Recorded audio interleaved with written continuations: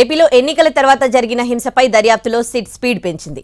హింస జరిగిన ప్రాంతాల్లో పర్యటిస్తున్న సిమ్ టీం గొడవలు ఎందుకు జరిగాయి, ఏ పార్టీలు హింసలో పాలు పంచుకున్నాయి, అధికారుల తీరు ఎలా ఉంది లాంటి అంశాలపై అధ్యయనం చేస్తోంది.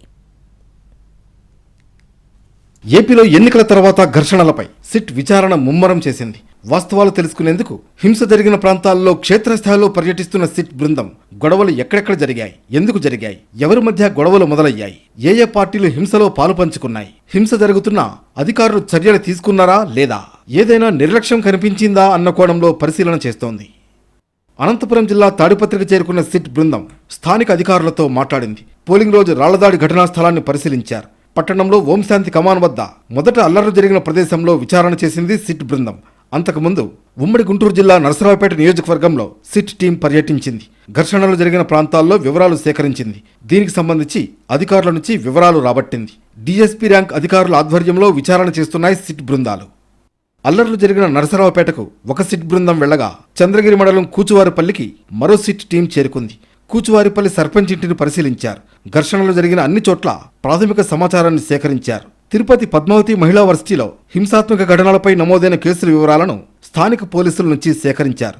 జరిగిన గొడవలకు కారణాలు, ఆ తర్వాత తీసుకున్న భద్రతా చర్యలపై ఈసీకి నివేదిక ఇచ్చామన్నారు జిల్లా ఎన్నికల అధికారి ప్రవీణ్ కుమార్.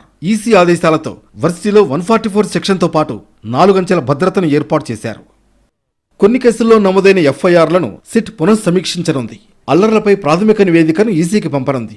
పల్నాడు, చంద్రగిరి, తాడిపత్రి తదితర ప్రాంతాల్లో జరిగిన అల్లర్లపై నివేదిక ఇవ్వనుంది. అల్లర్లతో సంబంధం ఉన్న కొందరు రాజకీయ నేతలను సిట్ అరెస్టు చేసే అవకాశం ఉంది.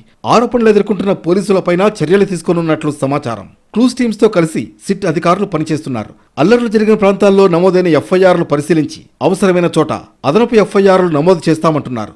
వేగంగా దర్యాప్తు జరిపి నిందితులను అరెస్టు చేస్తామని చెబుతున్నారు. ఎప్పటికప్పుడు ఎలక్షన్ కమిషన్కు రిపోర్ట్ ఇస్తున్నారు. సీసీ కెమెరాల ఫుటేజీ సహా అన్ని ఆధారాలను పరిశీలిస్తున్నారు. 2 రోజుల్లో సిట్ కీలక పురోగతి సాధిస్తుందని సిట్ చీఫ్ వినీత్ బ్రిజ్లాల్ అంటున్నారు. డీజీపీ హరీష్ గుప్తాతో సిట్ చీఫ్ వినీత్ భేటీ అయ్యారు. ఎప్పటికప్పుడు సిట్ పనితీరు డీజీపీకి అందించేలా పర్యవేక్షణ జరుగుతోంది. ముఖ్యంగా తాడిపత్రి, మాచర్ల, గురజాల, నరసరావుపేట, సత్తెనపల్లి, తిరుపతి ఘటనలపై సిట్ ఫోకస్ చేసింది. హింసకు కారణమైన పోలీస్ అధికారుల పాత్రపైన విచారణ జరుపుతున్నారు. ఇదిలా ఉండగా సస్పెండెడ్ ఎస్పీ బిందు మాధవ్ను విచారిస్తున్నారు. ముందు జాగ్రత్త చర్యగా అనంతపురం జిల్లా తాడిపత్రికి ర్యాపిడ్ యాక్షన్ ఫోర్స్ను పంపారు. అటు ఎన్నికల హింస తర్వాత వేటు వేసిన అధికారుల పోస్టుల్లో కొత్త వారిని నియమించింది ప్రభుత్వం. ఈసీ ఆదేశాల మేరకు 3 జిల్లాలకు ఎస్పీలను నియమించింది. పల్నాడు ఎస్పీగా మల్లికా గార్గ్, తిరుపతి ఎస్పీగా హర్షవర్ధన్, అనంతపురం ఎస్పీగా గౌతమి శాలినిని నియమించారు.